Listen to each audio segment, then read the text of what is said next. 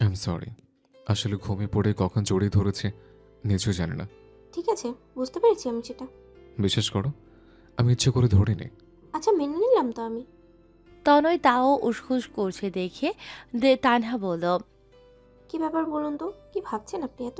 তুমি হয়তো ভাবছো যে আমি কালকে বন্ধুত্ব করে আজকে তোমার থেকে সুযোগ নিচ্ছি, তাই না? আমি সত্যি এরকম করতে চাইনি। আরে না, আমি এরকম কিছুই মনে করিনি। আপনি ভুল ভাবছেন। সত্যি? হ্যাঁ বাবা, হ্যাঁ। থ্যাংক ইউ ভুল না বোঝার জন্য। It's okay. সরি। তানহাকে ছেড়ে মাথা চুলকাতে চুলকাতে তানহা এবার হেসে ফেলল তনয়ের আচরণ দেখে। তা দেখে তনয়ও হাসিতে যোগ দিল। ফ্রেশ হয়ে দুজনেই একসাথে নিচে নেমে আসলো। ইকবাল সাহেব সোফায় বসে আছেন, তনয় তার সাথে বসলেন। এখানে তোমার কোনো অসুবিধা হচ্ছে না তো মা? না আঙ্কেল, কোনো সমস্যা হচ্ছে না। তনয়, তোমার বউকে এই বাড়ির নিয়ম বলনি তুমি? কোন নিয়ম বাবা? এ বাসায় আমি কারো আঙ্কেল না, আমাকে বাবা বলে ডাকতে হবে। তানহার দিকে তাকিয়ে হেসে তানহাও হেসে জবাব দেয়। ঠিক আছে বাবা। এরপর সে রান্নাঘরে যায় এবং দেখে তার শাশুড়ি মা রান্না করছেন। এসে গেছো মা তুমি? জি মা, আপনি এখন বসেন, আপনার কাজ করতে হবে না। নতুন বউ প্রথম দিন থেকেই কাজ শুরু করবে, এটা কিভাবে হয়? অগত্যা তানহা সব রান্না করতে চাইলেও শাশুড়ির জোরাজোরিতে বেশি কিছু করতে পারল না।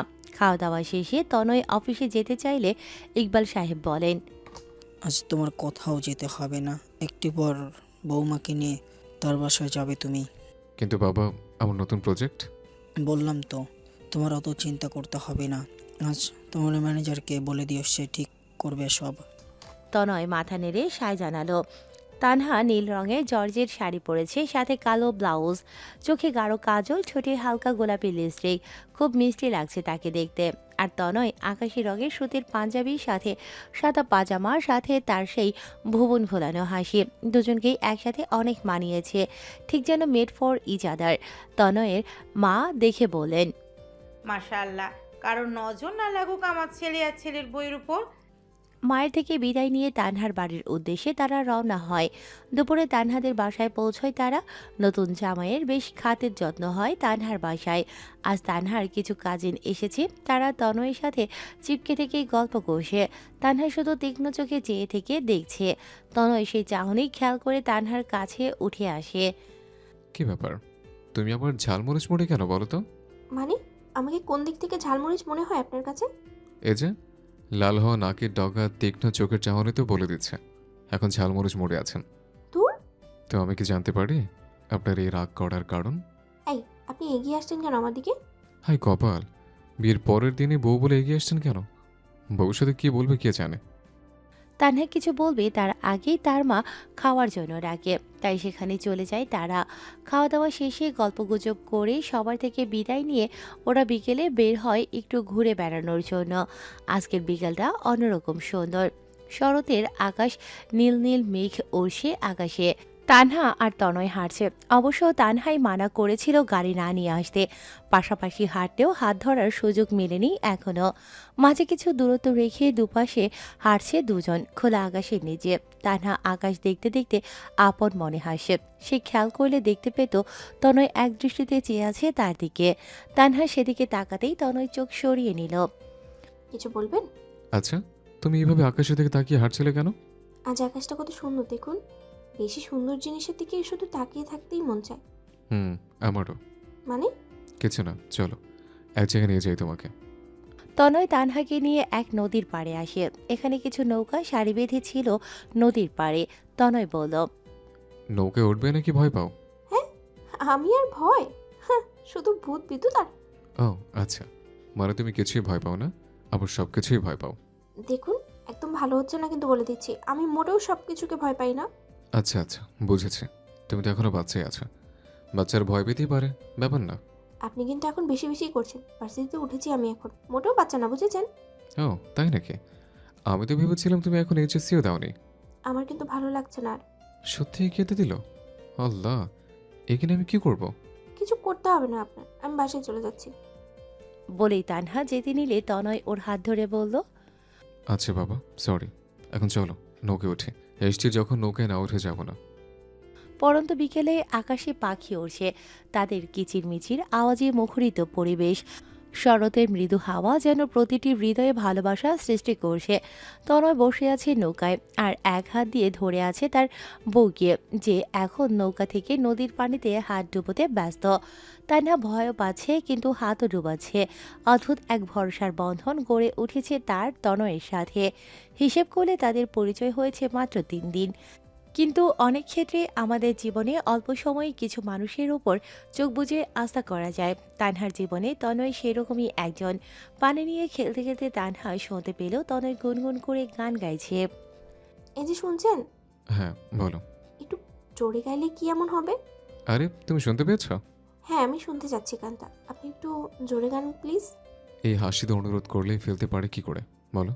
প্রথম দেখা ভালো লাগে এলোমেলো মন, সবসময় যেন যাচ্ছে থেমে, ভেবে সারাক্ষণ রোদের রঙে জাগ মিশে ভালো লাগা সব। তোমায় পেলে আর কিছুই চাই না অনুভব। তুমি এলে যেন অবাক শ্রাবণের শোক পলক, চোখের জাগ থেমে দেখে ওই মুখ। ভাসল মেঘে পরাণ আমার রোদেশীন মন, কান পেতে শুনতে পাবে বুকের কাঁপন। রেখে আসি পথের মায়া, পায়ে পায়ে বহুদূর, বেঁধে রেখে দুটো ছায়া, আঁকি তবু একই সুর। ছায়া হয়ে আছো কেন হৃদয়ে বোঝে সেই টান, কল্পনা জুড়ে আছে এক সুখ অভিমান। বলা হয়ে হয় না বলি, মন তো শোনে না, তুমি জানো কিনা তা জানি না, কি জনে কি আছে লেখা। গানের কথাগুলো যেন অনেক কিছুই বলতে চায়, কিন্তু সেটা কি তানহার জানা নেই। কেননা সে জানে তার ভালোবাসা, সে আশা করেছে তার ভালোবাসা হয়তো অন্য কারোর জন্য। তবুও মন মানতে চায় না। পুরোটা গান তনয় তানহার দিকে তাকিয়ে গিয়েছে। এখন দুজনেই তাকিয়ে আছে, যেন একজনের চোখের মধ্যে কিছু বুঝতে চাচ্ছে আর অন্যজন তার চোখের ভাষা পড়ার চেষ্টা করছে। মাঝের কণ্ঠে চোখ সরায় দুজনের থেকে। অনেক সুন্দর গান গাইলেন তো আপনি বাজান। ধন্যবাদ চাচা। তা মাইয়াটা আপনার কে লাগে? গার্লফ্রেন্ড? না চাচা, সে সুযোগ তো আর পাইলাম না, বিয়ে হয়ে গেল একেবারে। তাহলে তো ভালোই। বউ নিয়ে ঘুরতে আইছেন। নতুন বিয়া হয়েছে আপনাদের? বিয়ের বয়স তো অনেক দিন, কিন্তু সংসার নতুন চাচা। তা কেমন কথা বাজান? সে এক লম্বা কাহিনী, অন্য একদিন শোনাবো নি। আজ যাই চাচা, সন্ধ্যা হয়ে আসছে। তানহার হাত ধরে নৌকা থেকে নামিয়ে দিয়ে তাকে একটু অপেক্ষা করতে বলে মাঝির ভাড়া দিতে গেল তনয়। খুব ভালোবাসেন আপনি মাইয়াডারে, তাই না বাজান? মাঝির কথায় চমকে উঠল তনয়। তেমন কিছুই না চাচা। বুঝি বাজান, আমি বুঝি। আপনাদের বয়সে অনেকেই আসে বউ গার্লফ্রেন্ডের সাথে। আপনার গান গাওয়ার সময় আমি বুঝতে পারছি গানটা মাইয়াটার জন্য গাইছিলেন আপনি। পুরোটা সময় তার দিকে চাইয়াছিলেন। আসি তাহলে আজকে চাচা, দোয়া করবেন। আল্লাহ আপনাকেও একসাথে রাখুক সারা জীবন, দোয়া করি। তনয় একটি দীর্ঘশ্বাস ছেড়ে হাঁটা শুরু করলো। তানহা দাঁড়িয়ে আছে আর পাশে হাওয়াই মিঠাইওয়ালাকে দেখছে। ওর খুব ইচ্ছে করছিল, কিন্তু ওর কাছে এখন টাকা নেই। তনয়ের ওপর হালকা রাগ হচ্ছে এখন তার। তনয় এসে দেখে তানহা গাল ফুলিয়ে দাঁড়িয়ে আছে। কি হয়েছে তোমার? এতক্ষণ লাগে ভাড়া দিতে? আরে চাচির সাথে কথা বলছিলাম, তাই একটু দেরি হয়ে গেল। হ্যাঁ, বুঝি ওগুলো। কি বুঝছো? কিছু না তো, কি কথা বলছিলেন? চাচা বলল আমি খুব হ্যান্ডসাম, আর বউ পেয়েছি পেতনির মতো। কি? আমি জানি উনি এটা বলবেনই। আপনার সাথে কথা নাই, যান। হয়েছে এখন বলো তো। তানহা হাত দিয়ে ইশারা করলো হাওয়াই মিঠাইয়ের দিকে। তনয় বলল, এটার জন্য রাগ করেছো তুমি? Like seriously? অতপর তনয় যেয়ে বেশ কয়েকটা হাওয়াই মিঠাই নিয়ে আসে।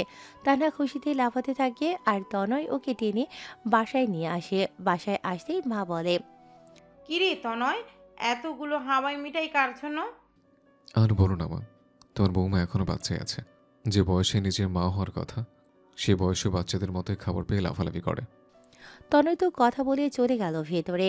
এদিকে তানহার লজ্জায় অবস্থা খারাপ। মন চাইছে মাটি খুঁড়ে তার মধ্যে মিশে যেতে। মায়ের সামনে কী সব বলে গেল এই ছেলে, লজ্জা শরম একটু নেই বলতে গেলে। তানহার লজ্জা পাওয়া দেখে মা হেসে বলল, লজ্জা পাস না মা, তনয় এরকমই। ও তোকে বেশি বিরক্ত করেনি তো? না মা, উনি ভালোই ঘুরিয়েছেন আমায় আজকে। তাও ভালো। দেখ মা, আমার ছেলেটার মন অনেক ভালো, কিন্তু রাগ আর জেদ প্রচণ্ড। ও রেগে গেলে একটু সামলে নিস। কি বলছেন মা? আমি তো ভেবেছিলাম ওনার রাগ নেই তেমন। না রে মা, ওর প্রচুর রাগ, তবে তনয় সহজে রাগে না। কিন্তু যদি কোনো গুরুত্বপূর্ণ বিষয় হয় বা ওর জিনিস এদিক ওদিক হয়, তাহলে ক্ষেপে বোম হয়ে যায় আমার ছেলে। রাতে খাওয়ার পর তানহা রুমে যেয়ে দেখে তনয় বই পড়ছে, আর সে তানহাকে দেখে বলল, তুমি ঘুমিয়ে পড়ো, কাল তো পড়তে পারেনি বইটা, আজ পড়তে হবে। সকালে উঠে অফিস যেতে হবে আবার। তানহাও মাথা নেড়ে পাশে শুয়ে পড়ল আর ভাবতে লাগলো তনয় যদি কখনো ওর ওপর রাগ করেও রাগ ভাঙাবে কি করে। এইসব ভাবতে ভাবতে একসময় ঘুমের রাজ্যে হারিয়ে যায় সে। পরের দিন সকালে তনয়ের ঘুম ভাঙলো মুখে পানির ঝাপটা লেগে। তড়িঘড়ি করে চোখ মেলতেই দেখলো তানহা বেডের পাশে দাঁড়িয়ে হাঁটছে আর ওর ভেজা চুল থেকে টপ টপ করে পানি পড়ছে। গোসলের পর মানুষকে স্নিগ্ধ লাগে তনয় জানতো, কিন্তু আজ তানহাকে স্নিগ্ধ মুখের সাথে লেপ্টে থাকা ভেজা এলোমেলো লম্বা চুল, হালকা গোলাপি রঙের শাড়িতে এভাবে দেখে মনের ভিতর বেশ কিছু একটা হচ্ছে তনয়ের, কিন্তু সেটা কি সে বুঝতে পারছে না। তনয়কে এভাবে চেয়ে থাকতে দেখে তানহার গাল দুটো আপনা আপনি লজ্জায় লাল হয়ে ওঠে, আর সেটা দেখে তনয় ঠোঁটের কোণে নিজের অজান্তেই সূক্ষ্ম হাসি জেগে ওঠে। কি হলো, অফিসে যাবেন না? হ্যাঁ, যাবো তো। তো উঠুন, দেরি হয়ে যাবে আপনার। তনয় মাথা নেড়ে কাপড় নিয়ে ওয়াশরুমে চলে যায়। তারপর শাওয়ার নিয়ে স্যুট পরে রেডি হয়ে নাস্তা করে আর অফিসে চলে যায়। তানহা রান্নাঘরে ছিল। কলিং বেলের শব্দে এসে দেখে ড্রয়িং রুমে তার শাশুড়ির সাথে এক মহিলা আর এক ছেলে বসে আছে। তানহাকে দেখে তার শাশুড়ি বলেন, আপা, এইটা হলো আমার তনয়ের বউ। বৌমা, এই হলো তোমার ফুপি শাশুড়ি আর তার ছেলে আশিক। তানহা সালাম দিল মহিলাটিকে। ওয়ালাইকুম আসসালাম। তুমি তো বেশ সুন্দর দেখতে। তনয় তো দেখি কপাল ভালো, চাঁদের মতো সুন্দর বউ পাইছে। তানহা পাশে তাকিয়ে দেখে আশিক নামের ছেলেটি তাকিয়ে আছে তার দিকে। হাই ভাবি, আমি আশিক। হাই ভাইয়া, আমি তানহা। ইচ্ছে না থাকার সত্ত্বেও কথা বলতে হচ্ছে তানহার। ছেলেটি কেমন যেন গায়ে পড়া স্বভাবের। সে একটু পরপর হেসে যাচ্ছে আর তানহার খুব বিরক্ত লাগছে ওর সাথে কথা বলতে। তনয় অফিস থেকে আসার পথে তানহার জন্য এক বক্স চকলেট কিনে বাসায় ফিরছিল। বাসায় এসে দেখে তানহা সোফায় বসে হেসে হেসে গল্প করছে এক ছেলের সাথে। সেটা দেখে যেন রক্ত চড়চড় করে মাথায় উঠে যায় তনয়ের। ছেলেটি আশিক। সেটা দেখে ওর মেজাজ সাত আসমানে পৌঁছে যায়। তনয় রুমে যেয়ে জানালা দিয়ে চকলেটের বক্স সজোরে ছুঁড়ে ফেলে দেয় বাইরে। তারপর তানহাকে জোরে জোরে ডাকতে থাকে। তানহা রুমে এসে বলে, আরে, আপনি কখন এলেন? আমাকে বলেননি কেন? ও, এখন আমি বাসায় এসছি কিনা সেটা জানতে পারো না তুমি? এভাবে বলছেন কেন? আমি আজকে আপনাকে ঢুকতে দেখিনি, এই জন্যই জানতাম না। হ্যাঁ, এখন তোমার মনোযোগ তো অন্যদিকে থাকে, ওই জন্য আমাকে চোখে পড়ে না তোমার। তনয়ের চিল্লানোতে ভয়ে কেঁপে ওঠে তানহা। আপনি এভাবে চিল্লাচ্ছেন কেন? কি করেছি আমি? তনয় তানহাকে দেয়ালের সাথে চেপে ধরে আর বলে, কি করেছো তুমি জানো না? আমি সত্যি বুঝতে পারছি না আমি কি করেছি। ফাইন, বুঝতে হবে না তোমার। তনয়ের এই রূপ দেখে তানহা ভয়ে ভয়ে রুম থেকে বের হতে ধরল, কিন্তু দরজার কাছে পৌঁছতেই তনয় দৌড়ে গিয়ে তার হাত ধরে টেনে নিয়ে আসলো। কার অনুমতি নিয়ে রুম থেকে বের হচ্ছিলে তুমি? আমি বের হতে বলেছিলাম তানহা? না না, বলেননি। তাহলে যাচ্ছিলে কেন বলো? তানহা এবার ভয়ে কেঁদেই দিল। তার চোখের পানি দেখে তনয় একটু নরম হয়ে বলল। রুমের কি হাল হয়েছে দেখছো তুমি? তানহা এবার রুমের দিকে তাকায়। রুম দেখে সে হা হয়ে গেল। সাজানো গোছানো রুম পুরো এলোমেলো হয়ে আছে। মনে হচ্ছে ছোটখাটো একটা টর্নেডো এসেছিল রুমের মধ্যে। এ কি, রুমের এই অবস্থা কেমন করে হলো? আমি তো গুছিয়ে রেখে গিয়েছিলাম। তো তুমি কি বলতে চাচ্ছ, রুমের এই অবস্থা আমি করেছি? যদিও তানহার মনে হলো যে রুমের এই অবস্থা তনয় করেছে, কিন্তু তার রাগ দেখে কিছু বলতে পারল না সে ভয়ে। কি জানি বেশি রেগে যদি জানালা দিয়ে ফেলে দেয় ওকে। এখন হা করে কি ভাবছো? আমি বাইরে যাচ্ছি, তুমি রুম সাফ করো। আর হ্যাঁ, আমি এসে যেন রুমে পাই তোমাকে। কিন্তু আমার রান্নাঘরে কাজ। এটা বলতেই তানহার এক বাহু চেপে ধরে তনয় বলে, আমার বাসায় সার্ভেন্ট আছে, আর ফিরে এসে তোমাকে রুমে না পেলে আজ রাতে বাথরুমে লক করে রাখবো তোমাকে। বলেই তানহাকে ধাক্কা মেরে সরিয়ে দিয়ে তনয় হনহন করে বেরিয়ে গেল রুম থেকে। ধাক্কা লাগার ফলে পাশে টেবিলের সাথে হাতে বাড়ি খায় তানহা, কিন্তু সেই দিকে তার খেয়াল নেই। এখন সে ব্যস্ত অন্য চিন্তায়। তানহা পুরো অবাক হয়ে ভাবছে হুট করে কি হলো তনয়ের। সেই বা কি করেছে যে এত রাগ দেখাচ্ছে ওর ওপর। তনয় রুম থেকে বের হয়ে বাসার সামনে গার্ডেনে গেল। ওখানে ব্রেঞ্চে বসে তাতে হাত দিয়ে দু তিনটা বাড়ি দিয়ে নিজের রাগ কন্ট্রোল করার চেষ্টা করছে সে। অল্পতেই না রাগার মানুষের এটাই এক সমস্যা। একবার রেগে গেলে তারা সহজে রাগ কন্ট্রোল করতে পারে না। তনয়ের হয়েছে ঠিক তেমন। রাগ কমে আসতেই তনয় ভাবতে লাগলো সে কেন তানহাকে আশিকের সাথে দেখে এত রাগ করলো। তানহার সাথেই বা ওরকম ব্যবহার করলো কেন সে? বেচারি নিশ্চয়ই অনেক ভয় পেয়েছে, কারণ সে আগে কখনো তনয়ের রাগ দেখেনি। অবশ্য ভয় পেয়ে যদি আশিকের থেকে দূরে থাকে তাহলেই ভালো। এগুলো ভেবে একা একাই হাসলো তনয়। তারপর নিজের ভাবনায় নিজেই অবাক হচ্ছে। এসব কি ভাবছে সে? কেন তানহাকে সহ্য হচ্ছে না অন্য কারোর সাথে গল্প করতে দেখলে? তারপর ভাবলো আশিক একটা মেয়েবাজ ছেলে, যেখানে সেখানে মেয়েদের সাথে লাইন মারে, তাই তানহাকে ওর থেকে দূরে রাখছে সে। তানহাকে ভালো না বাসলেও যতদিন সে ওর বউ ততদিন ওকে রক্ষা করা তনয়ের কর্তব্য। এগুলো ভেবেই নিজের মনকে সান্ত্বনা দিল সে। এদিকে তানহা রোম গুছিয়ে বিছানায় বসে আছে গুটিসুটি মেরে, আর ভাবছে তনয় কখন আসবে। এই এসে যদি আবারও রাগ দেখায় ওকে, তখন কি করবে সে? তানহার এইসব ভাবনার মাঝেই তনয় রুমে প্রবেশ করলো। তানহা ওকে দেখে আরেকটু গুটিসুটি হয়ে বসলো। তনয় বুঝতে পারল যে তানহা ভয় পেয়েছে, তাই ওর কাছে এসে বসলো। তারপর কিছুক্ষণ মাথা নিচু করে থেকে বলল, ভয় পেয়েছিল খুব তখন? না রে, ভয় কেন পাবো? খুশিতে নাচতে মন চাচ্ছিল তো আমার। কি কথা বলবে না? ইস, এখন রাগ দেখিয়ে আল্লাহর দয়া যেন উপচে পড়ছে এখন। ঠিক আছে, তুমি কথা না বললে আমি যাচ্ছি। আপনি কেন রাগ করছিলেন তখন? এবার তনয় বসলো এবং বলল, সরি তখন এরকম করার জন্য। তুমি হয়তো জানো না যে আশিকের ক্যারেক্টার তেমন একটা ভালো না। অফিসের কাজের চাপে মাথায় এমনি হ্যাং ছিল, তার মধ্যে তোমাকে ওর সাথে কথা বলতে দেখে রাগটার কন্ট্রোল করতে পারিনি। আমাকে আশিকের সাথে কথা বলতে দেখে আপনার কেন রাগ লেগেছে? ও হ্যালো, তোমার সাথে কথা বলে রাগ হয়নি আমার। আশিক কেমন স্বভাবের তা তো বললামই তোমাকে। তাই তোমার যদি কোনো ক্ষতি করে তখন দোষ আমার উপর আসবে, যে আমি তোমাকে প্রোটেক্ট করিনি। তা আগে থেকেই বলে রাখছি, ওর থেকে 10 হাত দূরে থাকবে সবসময়। তনয়ের কথাগুলো শুনে তানহার একটু খারাপ লাগলো, যদিও সে জানিয়ে তনয় ওকে ভালোবাসে না। তাও বেহ্যাঁ মন ভেবেছিল হয়তো ওর মনের কোনো এক কোণে তার জন্য কিছু আছে। এখন তনয়ের কথা শুনে তার আশা ভেঙে গেল। তানহাকে অন্যমনস্ক দেখে তনয় বলল, চলো এখন বাইরে যাই, সবাই বসে আছে। বলে তানহার হাত ধরে নিয়ে যেতে চাইল। তানহার হাতে যেখানে লেগেছে তনয় ঠিক ওখানেই ধরেছে, ফলে ওর মুখ দিয়ে বের হলো, কি হয়েছে? জানি না, হাতে লাগলো একটু। কই দেখে। বলেই তানহার হাত উঠিয়ে দেখে ওখানটা লাল হয়ে আছে। ইস, কিরকম লাল হয়ে আছে হাতটা, কিভাবে লাগলো? দেখে কাজ করতে পারো না? এটা আমি ইচ্ছে করে লাগাইনি, আপনি যখন চলে গেলেন তখন লেগেছিল। তনয়ের এবার খারাপ লাগলো, এভাবে ধাক্কা দেয়া ঠিক হয়নি ওর, তাই বলল, তখন না হয় আমি রাগের বসে চলে গিয়েছিলাম, কিন্তু তুমি তো রুমে ছিলে নাকি? অয়েনমেন্ট লাগাতে পারো নি? মনে ছিল না। এবার তানহাকে বসিয়ে দিয়ে বেড সাইড টেবিলের ড্রয়ার থেকে মলম বের করে লাগাতে থাকে তনয়। তা কেন মনে থাকবে? মন তো ছিল আশিকের সাথে, যখন গল্প করছিল তখন। কি শুরু করেছেন আপনি? হ্যাঁ, আমি ওর সাথে কথা বলতে চাইনি, কিন্তু মা ফুফির সামনে কথা না বললে বিষয়টা কেমন দেখাতো তাই বলেছি। হ্যাঁ হ্যাঁ বুঝেছি, এরপর থেকে বেশি কথা বলবে না, বরং কথাই বলবে না খুব দরকার না হলে, বুঝছো?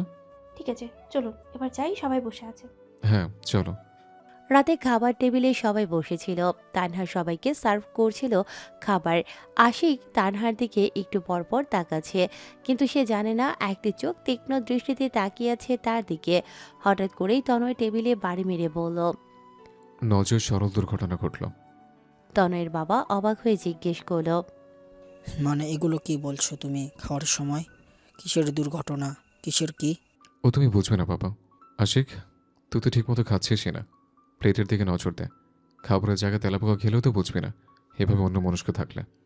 এদিকে আশিক কেবলই খাবার মুখে দিয়েছিল, কিন্তু তনয়ের কাছ থেকে তেলাপোকা শুনে মুখ থেকে খাবার ফেলে দেয়। সে আরো ভয়ে ভয়ে বলে, ভাইয়া আসলে মিষ্টি খেতে মন যাচ্ছিল তো তাই মিষ্টি দেখছিলাম। ভাবি আমাকে মিষ্টি দাও তো একটা। তানহা এগিয়ে যায় আর তনয় ওকে থামিয়ে দিয়ে বলে, মিষ্টি খেলে বডি ফিট রাখবে কি করে? এইভাবে চলতে থাকলে ভুঁড়ি ঝুলে পড়বে কয়েকদিন পর। কন্ট্রোল করা শেখ, শেষে মিষ্টি খাওয়ার লোভে ডায়াবেটিস হবে তোর। এসব কি বলছো তুমি তনয়?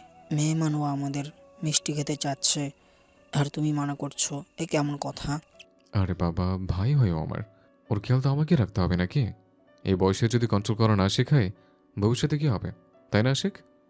যদিও আশিক তনয়ের এরকম ব্যবহারে কোনো কারণ খুঁজে পেল না, তবুও মাথা না ঘামিয়ে বলল, হ্যাঁ ভাইয়া ঠিক বলেছে, আমার লাগবে না। তারপর তানহাও বসলো তনয়ের পাশে, আর রাতের খাওয়া শেষ করে ঘুমোতে যায় সবাই। পরদিন সকালে তনয় অফিসে যাওয়ার আগে সোফায় বসে গল্প করছিল আশিকের সাথে। তানহা তাদের চা দিতে আসলেই আশিক বলে,